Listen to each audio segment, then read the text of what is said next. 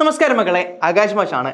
വായന ദിനം ഇങ്ങടുത്തുല്ലേ. ജൂൺ 19 വായനാ ദിനം ആചരിക്കുന്നത്. ജൂൺ 5 കഴിഞ്ഞ് നമ്മൾ എന്ത് ചെയ്യാണ്, വിപുലമായ രീതിയിൽ സ്കൂളുകളിൽ പരിപാടികൾ സംഘടിപ്പിക്കുന്ന ഒരു ദിവസമാണ് ജൂൺ 19 എന്ന് പറയുന്നത്. കേരളത്തിലെ ഗ്രന്ഥശാലാ പ്രസ്ഥാനങ്ങൾക്ക് തുടക്കം കുറിച്ച ഗ്രന്ഥശാലാ പ്രസ്ഥാനത്തിന്റെ ഉപജ്ഞാതാവും പ്രചാരകനും ഒക്കെ ആയിരുന്ന PN പണിക്കരുടെ ചരമദിനമായ ജൂൺ 19 നമ്മൾ എന്ത് ചെയ്യാണ്, നമ്മുടെ നാട്ടിലെ വായനാ ദിനമായി 1996 മുതൽ ആചരിച്ചു പോന്നു. എന്നാൽ 2017 മുതൽ ദേശീയ വായനാ ദിനമായും ജൂൺ 19 തിരഞ്ഞെടുത്തു. ഇപ്പം നമ്മൾ പറയുന്നത് ദേശീയ വായനാ ദിനം എന്നാണ്. അപ്പോൾ വളരെ പ്രധാനപ്പെട്ട കുറച്ച് കാര്യങ്ങൾ വായനാ ദിനമായി നമുക്ക് ആവശ്യമുള്ള വളരെ കുറച്ച് കാര്യങ്ങൾ എന്ത് ചെയ്യാം, നമുക്ക് വേഗത്തിൽ പറഞ്ഞു പോകാം. ഒപ്പം നിങ്ങളുടെ സ്കൂളുകളിൽ നിങ്ങൾക്ക് ചോദിക്കാൻ സാധ്യതയുള്ള രീതിയിലുള്ള ചില ചോദ്യങ്ങൾ എന്ത് ചെയ്യാം, പരിചയപ്പെടാം. വായനാ ദിനം ജൂൺ 19. കേരള ഗ്രന്ഥശാലാ സംഘത്തിന്റെ ഉപജ്ഞാതാവും പ്രചാരകനുമായിരുന്ന PN പണിക്കരുടെ ചരമദിനമാണ് ജൂൺ 19. ചിത്രത്തിൽ നിങ്ങൾക്ക് എന്ത് ചെയ്യാം, PN പണിക്കരെ കാണാൻ വേണ്ടി പറ്റും. കേരള സർക്കാർ 1996 മുതൽ അദ്ദേഹത്തിന്റെ ചരമദിനം വായനാ ദിനമായി ആചരിക്കുന്നു.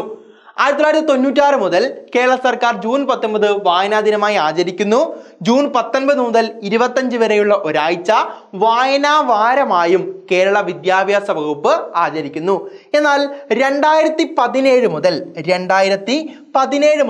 ഈ ദിവസം ദേശീയ വായനാ ദിനമായിട്ടാണ് എന്ത് ചെയ്യുന്നത്, ആചരിക്കുന്നത്. ശ്രദ്ധിക്കുക, 1996 മുതൽ കേരള സർക്കാർ എന്ത് ചെയ്യാണ്, ഈ ദിവസം ജൂൺ 19 വായനാ ദിനമായിട്ട് ആചരിക്കുന്ന സമയത്ത് 2017 മുതൽ നമ്മൾ ഇപ്പൊ എന്താ ദേശീയ വായനാ ദിനമായിട്ടാണ് ജൂൺ 19 ആചരിക്കുന്നത്. കൂട്ടുകാർക്കൊപ്പം വീടുകളിൽ കയറി പുസ്തകങ്ങൾ ശേഖരിച്ച് ജന്മനാട്ടിൽ സനാതധർമ്മം വായനശാല ആരംഭിച്ചാണ് PN പണിക്കർ ഗ്രന്ഥശാല പ്രസ്ഥാനം ആരംഭിക്കുന്നത്. കേരളത്തിലുടനീളം സഞ്ചരിച്ച് വായിച്ച് വളരുക, ചിന്തിച്ച് വിവേകം നേടുക എന്ന് അദ്ദേഹം കുട്ടികളോട് ആഹ്വാനം ചെയ്തു. തൻ്റെ കൂട്ടുകാരൊക്കെ ചേർത്ത് എന്ത് ചെയ്യാണ്, പുസ്തകങ്ങൾ ശേഖരിച്ച് ഒരു ഗ്രന്ഥശാലക്ക് തുടക്കം കുറിക്കുകയാണ് ആര് ചെയ്തത്, PN പണിക്കർ ചെയ്ത്. അദ്ദേഹം ആദ്യമായി സ്ഥാപിച്ച ആ വായനശാലയാണ് എന്ത്, സനാതധർമ്മം എന്ന പേരിൽ അറിയപ്പെടുന്നത്. വായനശാലയുടെ പേരാണ് സനാതധർമ്മം. ഇനി കേരളത്തിലെ അങ്ങേയറ്റം മുതൽ ഇങ്ങേയറ്റം വരെ അദ്ദേഹം എന്ത് ചെയ്തു, വായനയ്ക്ക് വേണ്ടി ഒരു യാത്രയൊക്കെ സംഘടിപ്പിച്ചു. ആ യാത്രയുടെ കൂടി മുദ്രാവാക്യമായിരുന്നു വായിച്ച് വളരുക, ചിന്തിച്ച് വിവേകം നേടുക എന്ന് പറയുന്ന മുദ്രാവാക്യം. അങ്ങനെയാണെങ്കിൽ സ്കൂളുകളിൽ നിങ്ങൾക്ക് ചോദിക്കാൻ സാധ്യതയിൽ കുറച്ച് ചോദ്യങ്ങൾ നമുക്ക് എന്ത് ചെയ്യാം, വേഗത്തിൽ പറഞ്ഞു പോകാം. എന്നാണ് വായനാ ദിനം ആചരിക്കുന്നത്? നമുക്കറിയാം, ജൂൺ 19. ആരുടെ ഓർമ്മക്കായാണ് ജൂൺ 19 വായനാ ദിനം ആചരിക്കുന്നത്? അത് PN പണിക്കരുടെ ഓർമ്മക്കായാണ്. അദ്ദേഹത്തിന്റെ ചരമദിനമാണ് ജൂൺ 19. ഓർത്തു വെക്കണം, മരിച്ച ദിവസമാണ്, ചരമദിനമാണ് ജൂൺ 19. PN പണിക്കരുടെ മുഴുവൻ പേര് എന്താണ്? പുതുവായിൽ നാരായണ പണിക്കർ. PN പണിക്കരുടെ മുഴുവൻ പേര് പുതുവായിൽ നാരായണ പണിക്കർ. ജൂൺ 19 വായനാ ദിനമായി ആചരിക്കാൻ തുടങ്ങിയത് ഏത് വർഷം മുതലാണ് മക്കളെ? ചോദ്യത്തിൽ ജൂൺ 19 വായനാ ദിനം എന്ന് മാത്രമാണെങ്കിൽ 1996 മുതൽ എന്നെന്ത് ചെയ്യണം, എഴുതണം. ഇനി ചോദ്യം ഇങ്ങനെയാണ്, ജൂൺ 19 ദേശീയ വായനാ ദിനമായി ആചരിക്കാൻ തുടങ്ങിയത് ഏത് വർഷം മുതൽ? ദേശീയ വായനാ ദിനം എന്നാണെങ്കിൽ 2007 മുതൽ എന്നാണ് നമ്മൾ ഉത്തരം എഴുതേണ്ടത്. അപ്പോൾ രണ്ടും എന്താ, ചോദ്യത്തിലെ വ്യത്യാസമുണ്ട്. ആ വ്യത്യാസം കൃത്യമായി തിരിച്ചറിഞ്ഞ് എന്ത് ചെയ്യണം, ഉത്തരം എഴുതണം. അല്ലെങ്കിൽ തെറ്റാനുള്ള സാധ്യത കൂടിയുണ്ട്. വായിച്ചു വളരുക, ചിന്തിച്ച് വിവേകം നേടുക ആരുടെ വാക്കുകളാണ്? PN പണിക്കരുടെ വാക്കുകളാണ്. വായിച്ചു വളരുക, ചിന്തിച്ച് വിവേകം നേടുക എന്ന്. അടുത്ത ചോദ്യം ചോദിക്കാൻ സാധ്യതയുള്ള ഒരു ചോദ്യമാണ്. ചോദ്യം ഇതാണ്, PN പണിക്കരുടെ ചിത്രം ആലേഖനം ചെയ്ത സ്റ്റാമ്പ് പുറത്തിറക്കിയത് ഏത് വർഷം? 2004 കേട്ടോ. PN പണിക്കരുടെ ചിത്രം ആലേഖനം ചെയ്ത സ്റ്റാമ്പാണ് നിങ്ങളിവിടെ കാണുന്നത്. ഏത് വർഷമാണത്? 2004 ജൂൺ 19. ദിവസം കൂടി ചോദിക്കുകയാണെങ്കിൽ 2004 ജൂൺ 19 PN പണിക്കരുടെ ചിത്രം ആലേഖനം ചെയ്ത സ്റ്റാമ്പ് പുറത്തിറക്കുന്നത്. ലോക പുസ്തക ദിനം എന്നാണെന്നാണ് അടുത്ത ചോദ്യം. ഏപ്രിൽ 23 ലോക പുസ്തക ദിനം. ലോകമാകെ അറിയപ്പെടുന്ന ഇംഗ്ലീഷ് എഴുത്തുകാരനായിട്ടുള്ള വില്യം ഷേക്സ്പിയർ ജനിക്കുന്നതും മരിക്കുന്നതും ഏപ്രിൽ 23. അദ്ദേഹത്തിനുള്ള ആദര സൂചകമായി ഏപ്രിൽ 23 ലോക പുസ്തക ദിനമായി നമ്മൾ ആചരിക്കുന്നത്. കേരള ഗ്രന്ഥശാലാ ദിനം എന്നാണെന്നാണ് അടുത്തൊരു ചോദ്യം.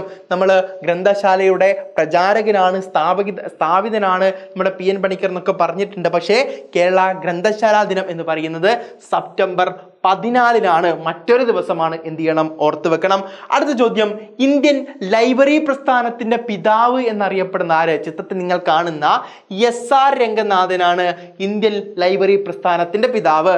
അദ്ദേഹത്തിന്റെ സ്മരണാർത്ഥം ആഗസ്റ്റ് 12 അദ്ദേഹത്തിന്റെ ജന്മദിനത്തിൽ ദേശീയ ലൈബ്രറിയൻ ദിനം എന്ന് കൂടി എന്ത് ചെയ്യുന്നു നമ്മൾ ആചരിക്കുന്നു. അപ്പോൾ 2 ചോദ്യം. ഒന്നാമത്തെ ചോദ്യം, ഇന്ത്യൻ ലൈബ്രറി പ്രസ്ഥാനത്തിന്റെ പിതാവ് S.R. രംഗനാഥൻ.